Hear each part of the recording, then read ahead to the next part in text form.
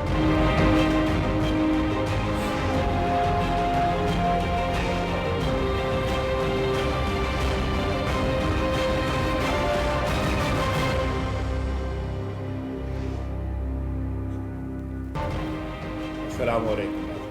आज के अखबार के साथ मैं मौलाना आदिल इसी दुआ से प्रोग्राम का आगाज़ करते हैं कि अल्लाह रब्बुल इज़्ज़त आज के रोज़ हम सब के लिए आसानियाँ पैदा करे, आमीन।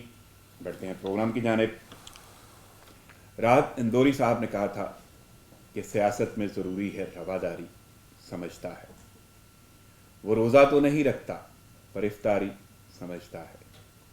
ये सियासी रवादारी के साथ रोज़े और इफ्तारी के इस्तारे आज पूरे होते नजर आ रहे हैं।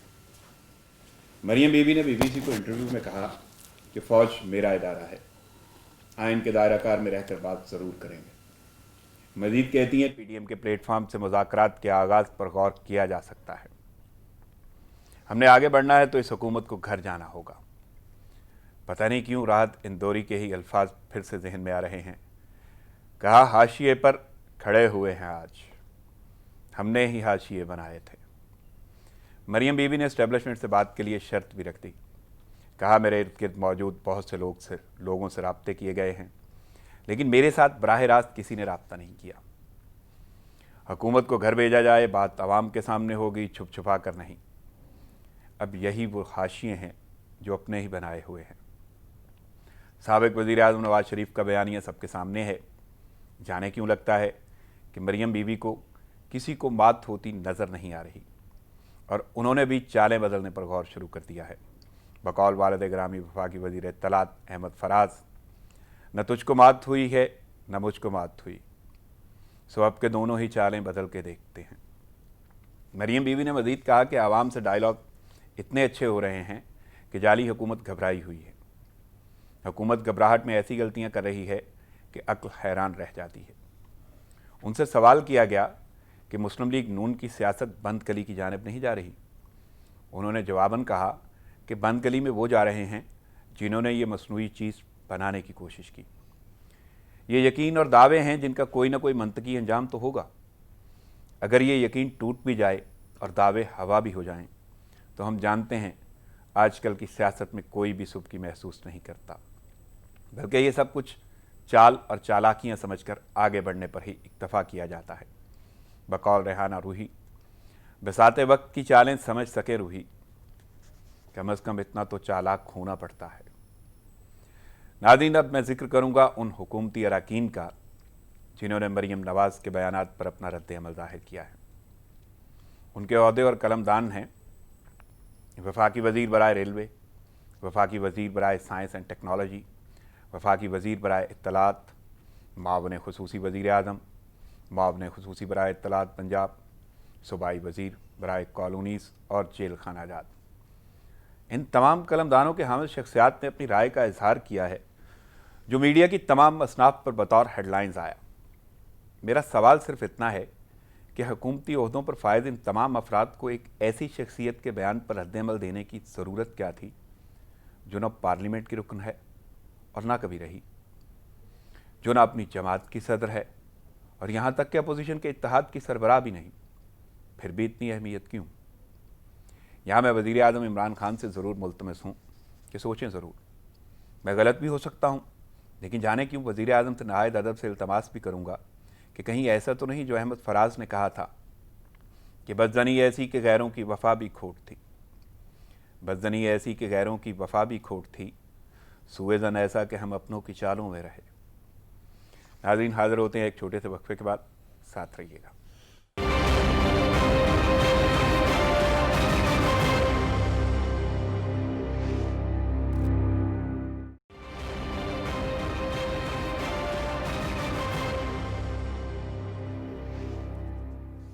वेलकम बैक नाज़रीन, खबरों और तेजियों का सिलसिला आगे बढ़ाते हैं और सबसे पहले मैं अपनी मेहमान शख्सियत का तारुफ आपके सामने रख दूँ। दो शख्सियत मेरे साथ स्टूडियो में मौजूद हैं। पहली शख्सियत शोबा सहाफ़त से उनका ताल्लुक़ है, तवील अरसे से इस शोबा से मुंसलिक हैं और तजर्बे की ये तवाल तकरीबन कई दहाइयों पर मबनी है। मेरे साथ मौजूद हैं सहाफ़ी और तजियाकार मोहतरम जनाब इश्तियाक अब्बासी साहब। अस्सलाम वालेकुम अब्बासी साहब। नाज़रीन, दूसरी शख्सियत मेरे साथ मौजूद हैं, उनका ताल्लुक़ भी कहीं ना कहीं सहाफ़त से भी है, PhD اسکالر ہیں، اس کے ساتھ ساتھ کالم نگار اور تجزیہ کار ہیں، محترم جناب رانا عبدالرب صاحب۔ السلام علیکم عبدالرب صاحب۔ جی وعلیکم السلام۔ بہت شکریہ آپ لوگوں کا، آپ کی آمد کا شکریہ۔ میں جانتا ہوں مصروفیت کے باوجود آپ نے وقت نکالا، پروگرام میں شرکت کی، تھینکس لاٹ۔ چلتے ہیں اخبارات کی جانب۔ سب سے پہلی خبر وزیر اعظم کا بیان ہے، اور عباسی صاحب آپ کی طرف میں پہلے آؤں گا کہ اس سے بڑی غداری کیا ہوگی کہ نواز شریف فوج کو بغاوت کا کہہ رہا ہے۔ یہ نظریے کی نہیں بلکہ چوری بچانے کی جنگ ہے، یہ کہنا ہے وزیر اعظم عمران خان کا۔ تو کیسے دیکھ رہے ہیں جی؟ سابق وزیر اعظم نواز شریف کا ایک بیانیہ تو سامنے ہے، اور وزیر اعظم یہ کہہ رہے ہیں کہ وہ چوری بچانا چاہتے ہیں، نظریے والی کہانی کوئی نہیں۔ جی بسم اللہ الرحمن الرحیم۔ گزارش یہ ہے کہ یہ میں اس کو سچی بات ہے پاکستان کی جو ایک سیاسی تاریخ ہے وہ جو اس کی ایک پس منظر ہے ہماری تاریخ کا، میں اس کو اگر اس کے تناظر میں دیکھوں تو یہ جو بیانات ہیں، بغاوت کے بیانات، بغاوت کے الزامات، اس طرح کی چیزیں، یہ پاکستان کی سیاست کی بدقسمتی ہے، اور یہ بیانات اور یہ الزامات پاکستانی سیاست کا پیچھا نہیں چھوڑ رہے، اور یہ بڑی ٹریجڈی ہے ہماری سیاست کی، اور بالخصوص جب اس ہائی لیول پہ اور ایک موجودہ وزیر اعظم، ایک سابق وزیر اعظم کے حوالے سے یہ بات کہیں کہ وہ فوج کو بغاوت پر اکسا رہے ہیں، تو میرا خیال ہے ایسی جو بیان بازی ہے وہ کہیں سے بھی ملک اور قوم کی خدمت نہیں ہوتی۔ دیکھیے نواز شریف کا ایک بیانیہ ہے، اس سے اختلاف بھی کیا جا سکتا ہے، اور اس سے بہت سارے لوگوں کو اتفاق بھی ہے، وہ ایک بڑی پارٹی کو رول کر رہے ہیں، ان کی پارٹی دوسری بڑی لارجسٹ ووٹ لینے والی پارٹی تھی 2018 کے الیکشن میں، تو ان کے بیانیے سے اختلاف کیا جا سکتا ہے، شاید مجھے بھی اختلاف ہو، آپ کو بھی اختلاف ہوگا، لیکن اس کا قطعی طور پہ مطلب یہ نہیں ہے کہ ہم یہ کہہ دیں کہ سابق وزیر اعظم محمد نواز شریف جو ہیں وہ فوج کے خلاف بغاوت پہ کسی کو اکسا رہے ہیں، اور جو ہم نے بیانیہ ان کا دیکھا، ان کا سنا، اس سے اختلاف ہے، اور بہت سارے لوگوں کو اختلاف ہے، اور اختلاف کی اس کے اندر گنجائش بھی ہے، لیکن ہم یہ کہیں کہ وہ فوج کے اندر بغاوت پیدا کر رہے ہیں، میرا خیال ہے یہ کوئی ذمہ دارانہ بات نہیں ہے، اور نہ ہی ایسی گفتگو سے کسی بھی طرح سے میں سمجھتا ہوں کہ ملک اور قوم کی کوئی خدمت ہو رہی ہے، اور اس وقت جو ملک کے حالات ہیں، ملک اور قوم کو خدمت ہو یا نہ ہو، لیکن بیانیہ تو ہے نا۔ اگر میں یہ کہوں کہ وزیر اعظم یا حکمران جماعت یہ کہہ تو رہی ہے، لیکن میں اگلے جملے پہ ضرور فوکس کرنا چاہوں گا عباسی صاحب کہ آپ کو کیا لگتا ہے واقعی یہ چوری بچانے کی کوشش ہے یا کوئی نظریہ ہے، نظریاتی سوچ کے تابع یہ باتیں کہی گئی ہیں؟ دیکھیے ایک نظریاتی سوچ تو ہے، اور نواز شریف کا جو بیانیہ ہمارے سامنے آیا، جو PDM کے 2 جلسوں کے اندر انہوں نے تقاریر کیں، یہ غیر معمولی تقاریر تھیں، اور پاکستان کی اگر آپ تاریخ پہ نظر دوڑائیں تو کہیں بھی کبھی بھی ایسا نہیں ہوا کہ کسی سیاسی رہنما نے اداروں کے سربراہان کا نام لے کر کوئی ایسی تنقید کی ہو، ہم اس کو اپریشیٹ نہیں کرتے، اور نہ ہی یہ کوئی ایسی بات ہے کہ اس کی حوصلہ افزائی ہونی چاہیے۔ پاکستان کو اور پاکستان کی مسلح افواج کو ہر صورت میں مضبوط رہنا چاہیے، اور اس کے لیے پاکستان کی عوام کو اور ایون پاکستان کی سیاسی جماعتوں کو کوئی بھی قربانی دینی پڑے تو ملک سے آگے کوئی چیز نہیں ہوتی۔ بالکل، ملک اور اداروں کے حوالے سے، اور فوج ہے تو پاکستان ہے، فوج کی وجہ سے پاکستان مضبوط ہے اللہ تعالیٰ کے فضل و کرم سے، تو ہم ایسی کسی بات کی تائید تو نہیں کر سکتے، لیکن نواز شریف نے میرا نہیں سمجھتا کہ کوئی ایسی بات کی ہو جو فوج کو بغاوت پہ اکسانے کے حوالے سے آتی ہو۔ ان کا بیانیہ ہے وہ ضرور ایسی چیز پہلی دفعہ سامنے آئی ہے، اس میں اختلاف کی گنجائش ہے، لیکن بغاوت کی جو بات یعنی ہے اختلاف کی گنجائش ہے لیکن آپ بغاوت کا لیبل نہیں لگا سکتے، لیکن وزیر اعظم کا بھی اپنا بیانیہ ہے، اس پہ بھی کریٹیسائز یا تنقید تو ضرور کر سکتے ہیں، لیکن یہ بھی ان کی اپنی ہی سوچ کے تابع گفتگو ہے۔ میں اسی حوالے سے عبدالرب صاحب آپ سے بھی جاننا چاہوں گا کہ وزیر اعظم کے بیان کو کیسے دیکھ رہے ہیں؟ ایک تو واقعی انہوں نے بولا کہ نواز شریف بغاوت پر اکسا رہے ہیں فوج کو، اور دوسرا کہ جو وہ کہتے ہیں وہ نظریہ نہیں ہے بلکہ چوری بچانے کی ایک جنگ ہے۔ جس طرح بھی اشتیاق صاحب نے بات کی، میں تھوڑا سا یہ کہنا چاہتا ہوں کہ جب آپ اداروں کو، فوج کو جب کسی بھی سیاسی معاملے میں انوالو کرتے ہیں تو آپ کا حال لیبیا اور عراق جیسا ہوگا۔ دراصل یہ جو ادارے ہیں ہمارے، یہ نظریاتی سرحدوں کے محافظ ہوتے ہیں۔ آپ ان کو سیاست میں جب آپ ڈسکس کریں گے، سیاست میں لے کے آئیں گے تو ڈیفینیٹلی آپ کے یہاں ایشو بنیں گے۔ رہی بات جہاں تک نظریے کی بات ہے، میں نہیں سمجھتا کہ نواز شریف کا کوئی نظریہ ہو، اس کی بنیادی وجوہات بہت سی ہیں۔ مثلا ان کا ایک دم آنا، ایک PDM کے جلسے میں آ کے سپیچ کر دینا، آپ بہتر سمجھتے ہیں انہوں نے شاید سپر اوور سمجھ کے چھکے چوکے مارنے کی کوشش کی، جبکہ سیاست جو ہے وہ ٹیسٹ میچ کی طرح ہوتی ہے، سلو اینڈ اسٹڈی کھیلنا ہوتا ہے۔ تو مجھے نہیں لگتا کہ کسی حد تک وہ نظریے کی بات کر رہے ہیں، ان کے ہاں نظریہ نہیں ہے. اگر نظریہ ہوتا تو مریم نواز کا جو ریسنٹ یہ آپ جملے صرف اس تقریر کی بیس پہ کہہ رہے ہیں، ورنہ تو وہ 3 بار کے وزیر اعظم جی رہے ہیں. میں اس تقریر کی پی ڈی ایم کے جلسے کے بعد جو ان کے 2 ٹھیک ہے، جلسے یعنی ہوئے ہیں اب جو سوچ سامنے آ رہی ہے جی وہ اب نظریاتی نہیں نہیں ہے، بالکل نہیں. صحیح. اور وزیر اعظم کا بیان کیسے دیکھ رہے ہیں پھر؟ ٹھیک ہے چلے وہ مان لیتے ہیں، تو کیا یہ بھی کہیں کہیں ہے کہ چوری بچانے کے لیے جنگیں؟ جی میں یہ سمجھتا ہوں کہ یہ بالکل چوری بچانے کی حد تک ہے. رہی بات جہاں تک وزیر اعظم صاحب کی جو بات ہے، غداری والا جو لیبل ہے یہ ہمیں نہیں بانٹنا چاہیے. غدار کسی کو کہہ دینا یہ بھی دونوں صورتوں میں غدار یا بغاوت یعنی باغی کا کانسیپٹ جو ہے وہ اس حوالے سے نہیں ہونا چاہیے. چلے میں آگے بڑھتا ہوں اور عباسی صاحب آپ کی طرف آؤں گا. مریم نواز نے کل ایک انٹرویو دیا ہے اور بی بی سی کو دیا ہے، برطانوی نشریاتی ادارے کو، اور کہتی ہیں اسٹیبلشمنٹ نے قریبی ساتھیوں سے رابطے کیے ہیں، میرے ساتھ براہ راست کسی نے رابطہ نہیں کیا. شرط انہوں نے رکھی ہے کہ حکومت کو گھر بھیجا جائے، بات اب عوام کے سامنے ہوگی. تو کیسے دیکھ رہے ہیں؟ آپ کو لگتا ہے کہ مریم نواز جو کہہ رہی ہیں کہ کسی نہ کسی حد تک وہ دعویٰ بھی ہے اور کہیں نہ کہیں یعنی انہوں نے بولا ہے، تو یہ صورتحال ہے کچھ ایسی کہ رابطوں کا سلسلہ ہے، مذاکرات کی جانب جانے کی صورت؟ دیکھیے مریم صاحبہ کا انٹرویو جو کل انہوں نے بی بی سی کو دیا ہے، اس کے 2 پہلو ہمیں ضرور مد نظر رکھنے چاہیے. پہلا تو ایک وہ پہلو ہے جس پہ وفاقی وزراء بولے اور حکومت کا ایک شدید ترین رد عمل سامنے آیا، جو ایک پولیٹیکل مائلیج کے حوالے سے ایک آپ اس کو کچھ بھی نام دے سکتے ہیں.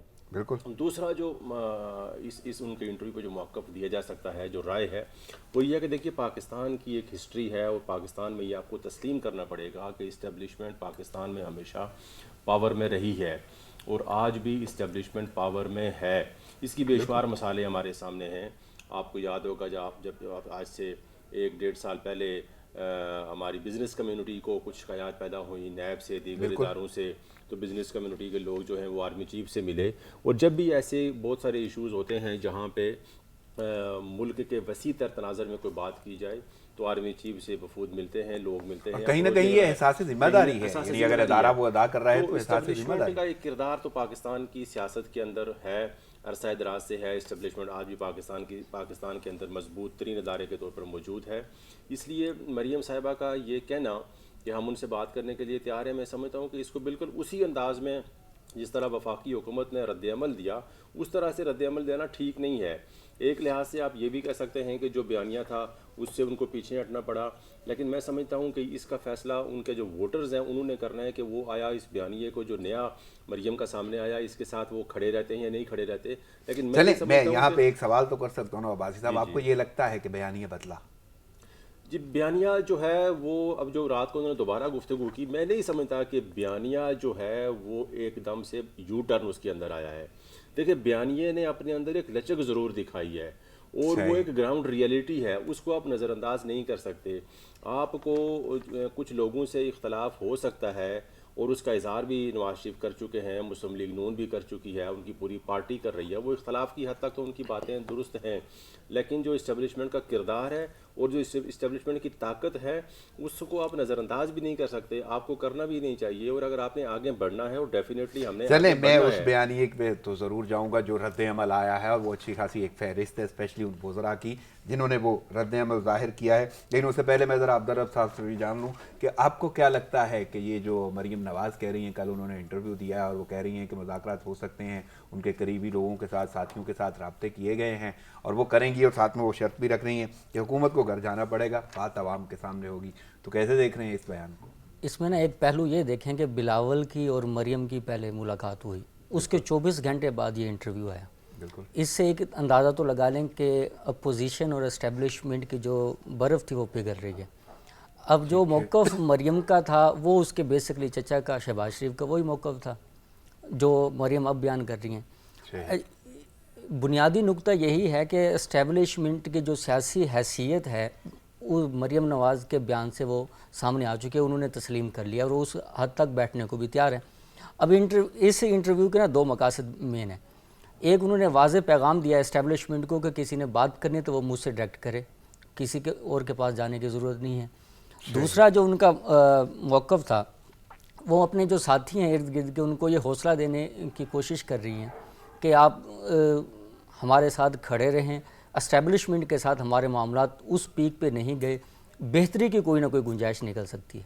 چونکہ آپ کو یہ لگتا ہے کہیں نہ کہیں انہوں نے اپنے ساتھیوں کو ہی یہ ڈھارس دی ہے کہ معاملات اس طرف جا رہے ہیں کہ مذاکرات ہوں گے؟ جی بالکل، بیسکلی پوائنٹ یہ دو تھے. ایک دوسرا بنیادی یہ تھا کہ بات اگر کرنی ہے تو مجھ سے کی جائے، کسی اور سے نہ کی جائے.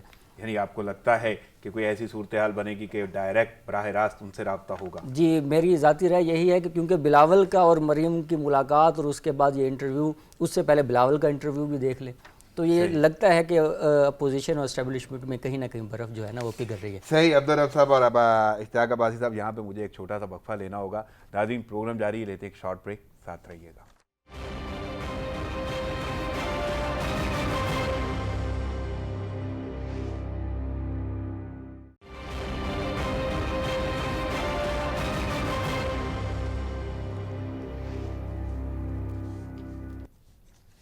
ویلکم بیک ناظرین. خبروں اور ترجیحوں کا سلسلہ شروع کرتے ہیں اور سلسلہ جہاں سے ٹوٹا تھا وہیں سے میں جوڑنے کی کوشش کروں گا. اشتیاق صاحب میں آپ کی جانب آؤں گا اور ہم نے ذکر کیا ہے مریم نواز کے اس انٹرویو کا جو انہوں نے برطانوی نشریاتی ادارے کو دیا ہے، تو اسی حوالے سے جو رد عمل سامنے آیا، پہلے تو میں یہ بات کروں گا کہ اچھے خاصی تعداد ہے ان وزراء کی یا مشینی حکومتی اراکین کی کہ بڑی حیرت کی بات ہے. یعنی اگر میں صرف ان کے عہدے ہی بتاؤں یا میں نام ہی استعمال کر لیتا ہوں، یعنی وفاقی وزراء ہیں، صوبائی وزراء ہیں، معاونین ہیں، تو اسی حوالے سے شیخ رشید اور فواد چودھری، شبلی فراز، شہباز گل، فردوس عاشق آوان، فیاض چوہان، یعنی اتنے لوگوں نے اس پہ رائے دی ہے، رد عمل دیا ہے. تو پہلا یہ سوال ہے، آپ کو لگتا ہے کہ اتنا اہم تھا کہ وہ سارے کے سارے رد عمل دیں؟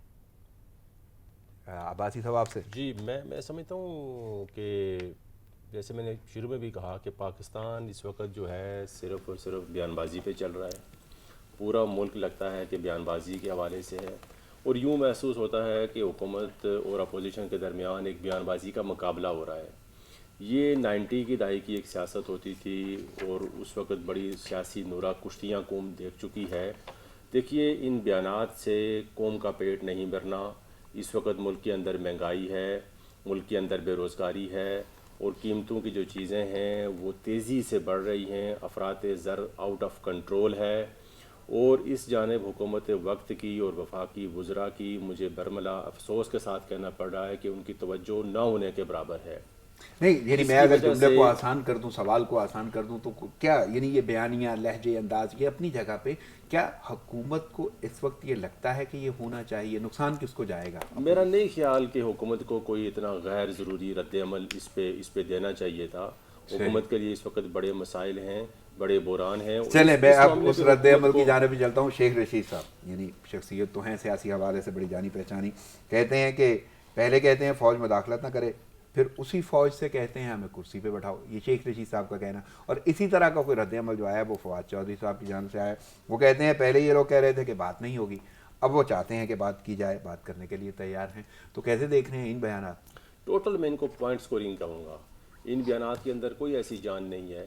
یہ ایک غیر ضروری رد عمل ہے جو سامنے آیا ہے. دیکھیے ہونا تو یہ چاہیے کہ جو آپ کی وفاقی وزارت اطلاعات ہے یا آپ کو جو صوبائی ترجمان ہے، جو صوبائی مشیر ہے پنجاب حکومت کی، وہ اس پہ رد عمل دے دیتی. وفاقی حکومت اپنا محدود رد عمل اس پہ دے دیتی.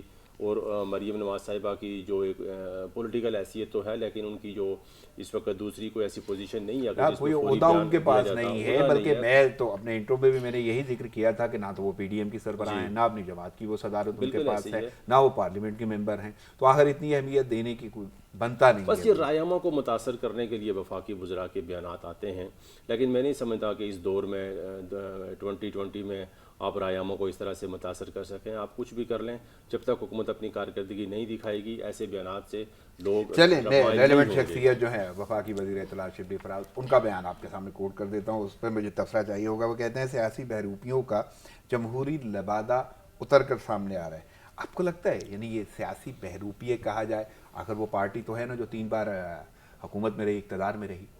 تو دیکھیے اس وقت ان چیزوں کو تھوڑا سا آپ گلگت بلتستان کے الیکشن کے تناظر میں بھی دیکھیں، کیونکہ وہاں پہ ایک بڑا ماحول گرم ہے اور پوری ایک ملک کی نظریں گلگت بلتستان کے الیکشن کے اوپر بھی ہیں، اور وہ بھی جگہ یعنی یہ بیانیہ کہیں نہ کہیں اسی طرف جاتا ہوا نظر آ رہا ہے کہ وہ کمپین چل رہی ہے اور ایک کمپین کا حصہ ہے. اور پاکستان میں نہ صحیح لیکن گلگت بلتستان میں ایک الیکشن کہیں نہ کہیں، کیونکہ واقعی انہوں نے انٹرویو بھی وہیں پہ دیا ہے جی بلتستان تو میں، وہاں پہ چونکہ ایک الیکشن کا ماحول ہے، لہٰذا اس ماحول میں مزید گرمی پیدا کرنے کے لیے جو ایک سیاسی چالیں ہوتی ہیں، سیاسی ہتھ کنڈے ہوتے ہیں، میں ان کو یہ سمجھتا ہوں کہ اس طرح کی ایک بات انہوں نے کی ہے.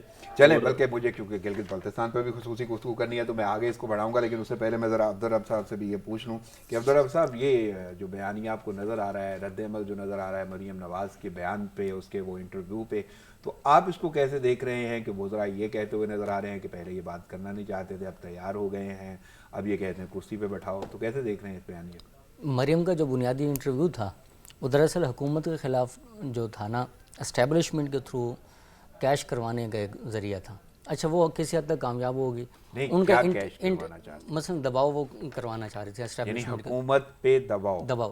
اچھا وہ جو کروانا چاہ رہے تھے وہ کامیاب اس لیے ہو گئے، ان کا انٹرویو آنے کے فوراً بعد ان کا رد عمل دیکھ لیں، 1 کا 2 کا 3 کا تمام. یعنی یہ جو اتنی تعداد وزراء کی ہے یا اظہار رائے سامنے آیا ہے، تو کہیں نہ کہیں آپ کو یہ لگتا ہے کہ مریم نواز جو ہے وہ دباؤ انہوں نے ڈالا اور اتنی بیان بازی جی بالکل ایسا ہی، اور وہ کامیاب ہو چکی ہیں. اس جو ان کا پوائنٹ تھا وہ اس تک پہنچ یعنی اتنا رد عمل کہیں نہ کہیں ان کے فائدے میں ہے. جی بالکل فائدے میں ہے، کیونکہ اسٹیبلشمنٹ اور اپوزیشن کی میں بار بار کہہ رہا ہوں کہ برف جو ہے نا وہ پگھلتی نظر آ رہی ہے، جو کہ حکومت کے لیے وہ خطرے سے خالی نہیں ہے. ٹھیک ہے، اور یعنی یوں کہہ لیں کہ وہ برف پگھلتی ہوئی جو ہے نا، اسی کا یہ اظہار ہے کہ اتنے وزراء بول رہے ہیں. جی بالکل ایسے. اور دوسرا عباسی صاحب کی بات کو میں سیکنڈ کروں گا کہ یہ بات درست ہے کہ جو حکومت ہے وہ اس حد تک ڈیلیور نہیں کر رہی جس حد تک ڈیلیور کرنا چاہیے تھا.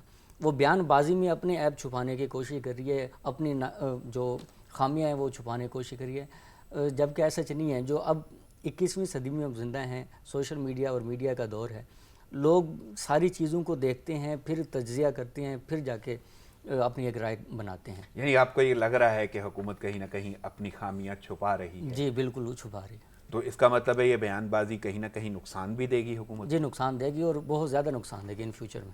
ان فیوچر یعنی یہ نقصان کی طرف جا رہا ہے حکومت کے حوالے سے، اور حکومت کو ہی سوچنا چاہیے. چلیں میں گلگت بلتستان کی جانب بڑھتا ہوں، اور وہاں پہ کیونکہ انتخابات جاری ہیں اور ایک دن باقی رہ گیا ہے، جو ہے انتخابی مہم اس کا وقت ختم ہو چکا ہے. تو عباسی صاحب، اب آپ گلگت بلتستان کے الیکشن کو کیسے دیکھ رہے ہیں؟ وہاں پہ 3 بڑی پارٹیاں ہیں، P T I, peoples party اور نون لیگ.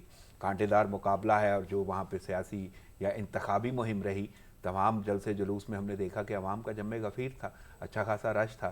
تو کس طرف الیکشن کو جاتا ہوا دیکھ رہے ہیں گلگت بلتستان کا؟ دیکھیے، ایک تو میں سچی بات ہے گلگت بلتستان کی عوام کو بطور خاص خراج تحسین پیش کرنا چاہوں گا کہ جس طرح ان لوگوں نے ایک جمہوری تسلسل کو آگے بڑھانے کے لیے بالکل وہ عوام باہر آئی، اپنا حصہ ادا کیا ہے، کردار ادا کیا ہے. لوگ باہر نکلے ہیں، تینوں بڑی پارٹیوں کو وہاں کے لوگوں نے، عوام نے رسپانس دیا ہے. تو میرا خیال ہے ایک بھرپور جمہوری عمل کے تحت ہونے والا الیکشن ہمیں گلگت بلتستان میں نظر آئے گا، اور یہ ایک بڑا اچھا سائن ہے پاکستان کے مستقبل. اور حالانکہ وہاں پہ موسم میں شدت ہے، سردی یقینی کی طور پہ شدت. یہاں پہ سردی ہے تو وہاں پہ بہت زیادہ ہوگی. دوسری بات یہ ہے کہ وہاں پہ الیکشن میں یہ ایک روایت رہی ہے. آزاد کشمیر کے الیکشن آپ دیکھیں یا آپ گلگت بلتستان کے الیکشن جو 2 ہو چکے ہیں وہ آپ دیکھیں، تو جو اس کی پاکستان میں وفاق میں جس کی حکومت ہوتی ہے اس پارٹی کا بڑا انفلوئنس اور اثر و رسوخ رہتا ہے، اور وہی جیتتی نظر آئی، وہی جیتتی نظر تاریخ آتی یہی ہے. بتاتی ہے. تاریخی تناظر میں آپ دیکھیں تو پاکستان میں جس کی حکومت ہوتی تھی وہ حکومت، اس کی جو اتحادی جماعت ہوتی تھی وہ آزاد کشمیر میں کامیابی حاصل کرتی تھی. مسلم کانفرنس نے ہر وہ الیکشن کشمیر میں جیتا جب مسلم لیگ نون کی حکومت تھی. یہاں پہ گلگت بلتستان کی اگر آپ بات کریں تو وہاں پہ جو صورتحال ہمارے سامنے ہے وہ یہ ہے کہ جو الیکٹیبل ہیں وہ ان کی ایک بہت بڑی تعداد جو ہے وہ پی ٹی آئی کے ٹکٹ پہ الیکشن لڑ رہی ہے. اور ظاہر ہے یہ چونکہ ایک ایسا تجربہ تھا پی ٹی آئی کا، الیکٹیبلز کو شامل کر کے ٹکٹ دینا اور پھر الیکشن جیتنا، یہ ایک کامیاب تجربہ پی ٹی آئی 2018 میں کر چکی ہے.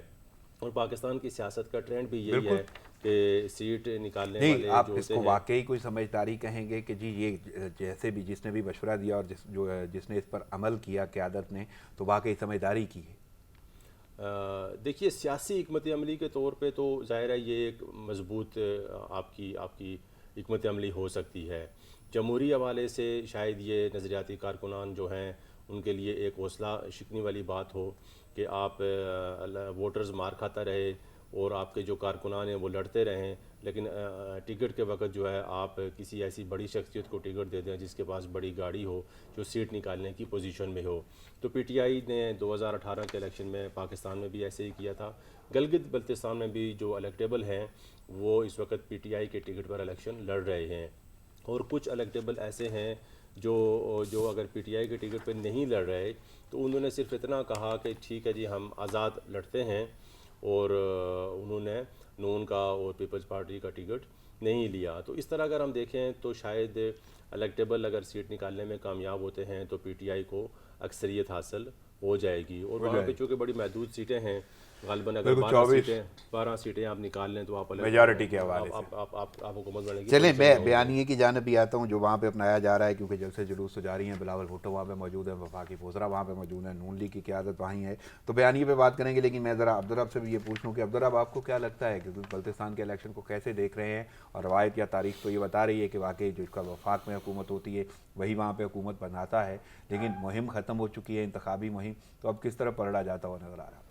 اچھا، یہ بات درست ہے اس حد تک کہ جو حکومت میں ہو وہی پارٹی وہاں ون کرتی ہے، لیکن بلاول بھٹو نے جس حد پاکستان پیپلز پارٹی اور بلاول بھٹو خصوصاً جس حد تک کمپین کو آگے لے کے چلے ہیں، جس حد تک انہوں نے، میرے سورس یہ کہتے ہیں جہاں 50-50 کی آبادی تھی وہاں بھی وہ گئے اور خود جا کے ملے. ہاں جی، تقاریر کی انہوں نے، باقاعدہ ایک مسلسل ایک کمپین کی. اور مجھے ذاتی طور پہ یہ لگتا ہے کہ پاکستان پیپلز پارٹی وہاں اچھی خاصی اکثریت لے گی. اس کی ایک اگر میں جملہ استعمال کروں کہ آپ کو تاریخ جو ہے وہ بدلتی ہوئی نظر آ رہی ہے. جی، 1974 بھٹو کا جو مثلاً سندھ کے بعد اگر کوئی نظریاتی کوئی لوگ ہیں پاکستان پیپلز پارٹی کے، تو گلگت بلتستان میں لوگ موجود ہیں. چونکہ بھٹو کا 1974 میں وہ پھر گندم کی سبسڈی اور باقی جو سبسڈی تھی وہ آج بھی اس سے مستفید ہو رہے ہیں. آج بھی وہاں گندم جو ہے 16 روپے کلو ہے. جس طرح چیزیں مختلف کچھ ایکشنز ہیں جی جو بالکل ہیں جو اثر انداز ہوں گے. اور اس کے بعد وہ کمپین جو بلاول بھٹو جی کمپین، اور جبکہ حکومت وزراء کی طرف سے اس حد تک کمپین نہیں کی گئی. صحیح، یعنی آپ کو لگتا ہے کہ حکومتی وزراء جو وہاں پہ موجود ہیں وہ شاید اتنے کارگر ثابت نہیں ہوں گے. پاکستان پیپلز پارٹی جو ہے وہ اچھی خاصی سیٹیں لینے میں کامیاب ہوگی. ایک چیز ایڈ کرنا چاہوں گا کہ جب پیپلز پارٹی کے وہاں پہ گورنمنٹ تھی، وزیر اعلیٰ تھے ان کے، تو اس دوران بڑے ترقیاتی کام بھی ہوئے، اور گلگت بلتستان میں بڑے ریکارڈ ترقیاتی منصوبے انہوں نے اس دوران دیے، روزگار بھی دیا، بڑے پروجیکٹس بھی دیے جب پیپلز پارٹی کی گورنمنٹ تھی. تو اشتیاق صاحب میں آپ سے بھی یہی سوال رکھوں گا، آپ کو لگتا ہے کہ تاریخ بدلے گی؟ کیونکہ تاریخی ماحول تو ہے کہ وفاق میں حکومت کرنے والا. تاریخ بدلنے کا جو ایک وجہ شاید یہ بھی ہو سکتی ہے، کسی حد تک یہ بھی ہے کہ پاکستان میں اس وقت سیاسی عدم استحکام ہے، اور وفاقی حکومت کو یا پی ٹی آئی گورنمنٹ کو پاکستان میں بہت زیادہ نہ عوامی حمایت حاصل ہے اور نہ اس کو مضبوط حکومت اس وقت سمجھا جا رہا ہے. بہت سارے عواروں کے بالخصوص مہنگائی کی وجہ سے پی ٹی آئی حکومت کمزور وکٹ پہ ہے. نہیں تو اب میں اگر بیانیے کی طرف چلا جاؤں تو میرے خیال میں جتنی خوشخبریاں وفاقی وزراء نے وہاں پہ دی ہیں، جیسے انہوں نے پیکیجز اناؤنس کیے ہیں، گو کہ بہت ساری مشروط ہیں یہ ساری کی ساری چیزیں وہ الیکشن سے، لیکن اگر انہوں نے کہا ہے تو شاید زیادہ اثر انداز ہوگا، یا وہاں کی عوام کو لگتا ہے کہ اس میں زیادہ چارم ہے. تو آپ کو نہیں لگتا کہ سیاسی بیانیہ اثر انداز ہوگا؟ اس پہ بڑا مختصر یہ کہنا چاہوں گا کہ مجھے وفاقی وزراء کی گفتگو میں تاثیر نظر نہیں آئی. جو بھی انہوں نے تقاریر کی، گفتگو کی، اس کے نہیں، وہ اندر تاثیر کوئی سیاسی حوالے سے عوامی حوالے سے نہیں ہے. اور اگر رویہ میں کوئی ایسی صورتحال آپ کو لگتا ہے کہ کہیں نہ کہیں استعمال یا لفظوں کا استعمال کارگر نہیں، ان کی گفتگو کے اندر کوئی ایسی چیز نہیں تھی کہ جس کو وہ بیان کرتے اور اس بنیاد پہ کہا جاتا کہ جو ہے وہ لوگ مائل ہو رہے ہیں. اگر میں یہ سوال رکھوں کہ آپ کو نہیں لگتا کہ تحریک انصاف نے جو وزراء وہاں بھیجے ہیں ان کے متبادل کوئی اور بھیجے جاتے تو زیادہ اثر انداز ہو سکتے تھے؟ میرا خیال ہے یہ فرنٹ لائن ہے. اب جو گنڈاپور صاحب ہیں وہ تو چونکہ وزارت ہے ان کی کشمیر افیئر کی، تو وہ ان کا جانا اس لیے بنتا تھا. باقی میرا خیال ہے کہ کوئی کیا کہوں، پیچھے کوئی ایسا نام بچتا نہیں ہے. چلیں عبدالرب آپ بتائیں کہ آپ کو کیا لگتا ہے اس میں نا ایک بات، زلفی بخاری کا وہاں جانا وہ فروٹفل ہوگا حکومت کے لیے. کس حوالے سے؟ وہ اس حوالے سے کہ وہاں مذہبی کارڈ زیادہ چلے گا. ٹھیک ہے، یعنی آپ کو یہ لگتا ہے وحدت المسلمین اور Pakistan Tehreek Insaf, F W M کی وہاں پہ سیٹیں تو ہیں، بالکل ہیں. اچھا، اس میں ایک دلچسپ بات یہ دیکھیں کہ وہاں جو 24 حلقے ہیں اس میں پاکستان پیپلز پارٹی نے 24 کے 24 امیدوار دیے، جبکہ حکومت نے 22 امیدوار دیے. مثلا 2 حلقے ایسے ہیں جہاں پہ ان کے امیدوار بھی نہیں ہیں. اچھا، اسی طریقے سے پاکستان مسلم لیگ ان کے 18 مثلا امیدوار ہیں. تو میں ذاتی طور پہ سمجھتا ہوں کہ زلفی بخاری کا وہاں جانا وہ اچھا ہے. علی امین گنڈاپوری کا جو وہاں جو سپیچ تھی یا وہ جو گفتگو تھی یا جو پیکیجز مشروط پیکیجز سے، وہ مجھے نہیں لگتا کہ وہ عوام کو مثلا اپیل کر سکیں گے. عوام اس کے اینٹی جائے گی اور اس یعنی آپ کو بھی یہ لگتا ہے کہیں نہ کہیں بیانیہ جو ہے تحریک انصاف کا وہ کمزور ہے جی وہاں پہ؟ کمزور ہے کیونکہ وہ ڈیلیور نہیں کر سکی حکومت 2.5 سال میں. صحیح، یعنی اسی صورت یعنی وہ تو یہاں پہ ڈیلیور نہیں کر سکی اور وہاں پہ وفاق میں حکومت ہوتے ہوئے ایک چارم تو ہے نا، اور تاریخ بھی بتاتی ہے. تو اب بھی آپ کو یہ لگتا ہے کہ شاید تحریک انصاف اس طرح جو یہاں نہیں ڈیلیور کر سکی وہ وہاں کیسے ڈیلیور کر سکے گی؟ وہاں کا ماحول اور ہے وہاں کی. سیم جو بھی ہوگا، لیکن بعد میں چلیں بار میں بار تھوڑا سا مزید آگے بڑھتا ہوں. عباسی صاحب آپ سے میں یہ جاننا چاہتا ہوں کہ تحریک انصاف اپنی جگہ پہ وفاق میں حکومت ہے، ایک تاریخ بتاتی ہے کہ شاید جیتنے کے امکانات زیادہ ہیں. دوسرا واقعی اگر جیتنے کے امکانات زیادہ ہیں تو سادہ میجورٹی بھی آ سکتی ہے اور ایف بھی وہ ساتھ الحاق ہو سکتا ہے یا اتحاد ہو سکتا ہے. لیکن اگر پیپلز پارٹی اور نون لیگ مل کے کچھ اتنی سیٹیں لے جاتی ہیں تو آپ کو نہیں لگتا کہ کوئی نہ کوئی ماحول ایسا ہو جائے گا گرم کہ حکومت بنانا ذرا مشکل ہو جائے؟ میرا خیال ہے چونکہ دونوں پارٹیز نے سیٹ ایڈجسٹمنٹ نہیں کی، اور اگر یہ سیٹ ایڈجسٹمنٹ کی طرف جاتے اور سیٹ نون اور پیپلز پارٹی کی بات اگر کریں، سیٹ اپوزیشن ایڈجسٹمنٹ کرتے تو شاید بہتر حکمت عملی ہوتی. لیکن چونکہ چھوٹے علاقے میں الیکشن ہو رہا ہے اور دونوں پارٹیز اپنا وہاں پہ اثر و رسوخ دکھانا چاہتی ہیں اور میکسیمم ووٹ وہاں سے حاصل کرنا چاہتے ہیں. دیکھیے ایک چیز یہ بھی دیکھی جائے گی نا کہ گلگت بلتستان کے الیکشن میں کس پارٹی نے کتنے ووٹ حاصل کیے. تو دونوں پارٹیز بھی مقابلے میں ہیں، اور میرا خیال ہے یہ ہیلدی کمپٹیشن ہے، بجائے اس کے کہ آپ الیکٹیبلز کو ملاتے اور آپ سیٹ ایڈجسٹمنٹ کرتے تو وہ شاید کوئی کامیابی تو شاید ہو جاتی، شاید نہ بھی ہوتی. لیکن دونوں کا آپس میں مقابلہ ہے. صحیح. وقت کی قلت کے باعث مجھے اجازت لینا ہوگی. آپ کی آمد کا بہت شکریہ اشتیاق عباسی صاحب اور عبدالرب صاحب. ناظرین پروگرام کا وقت ختم ہوا چاہتا ہے، مجھے اجازت دیجیے. دعاؤں میں یاد رکھیے گا. اللہ رحم.